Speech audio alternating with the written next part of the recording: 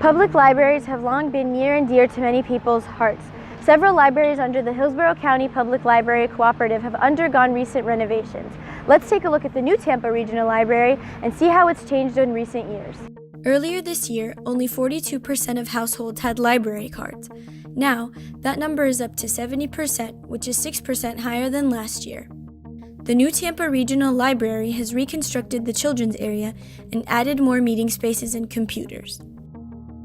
The seating spaces around the library are used for my study groups, studying with friends, hanging out with friends. During testing, I usually study here and do my homework here, and it's really natural to be around computers because it feels like I'm at home too. Libraries aren't just a place to come and consume information. People are now gathering information, creating new information, and sharing that with other people. I enjoy the meeting spaces. They work out perfectly. It's very quiet, and it's a good environment to teach my students. Another big thing that they do is they put signs up now. They used to not have signs that say this is a quiet space and vice versa, so that prevents a lot of the high school kids from coming and making a mess or being very loud. HCPLC has a little over 1,600 computers, which means that 1.18 public computers are shared by every 1,000 people. For the past couple of years, people have made over 7 million virtual visits each year. 88% of the people in Hillsborough County have some type of computer, whether it's a desktop, a laptop, or a smartphone, but 20% of the population doesn't have internet access. Occasionally I'll use a computer if I'm having Wi-Fi issues at the house or something.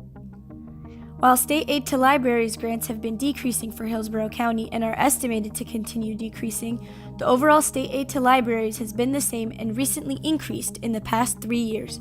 In other words, as a county we're getting less grant money, but as a state we haven't changed much.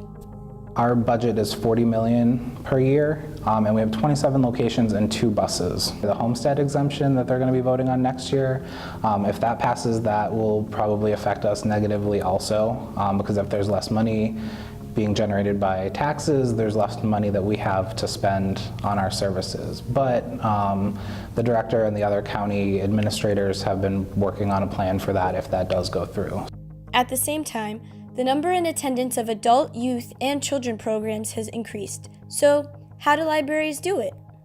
Really, the only constant in libraries is change. We're just keeping up with what the community needs. So we're taking what resources we have and finding out new ways that can work best for the community. There's been a lot of progress, I think, with certain additions, videos. The construction that's going on hasn't really been that inconvenient. Front, there's a lot of community meetings here. The next time you're out, stop by your local public library and observe how old and new coexist. Reporting for USF, I'm Neda Blassie.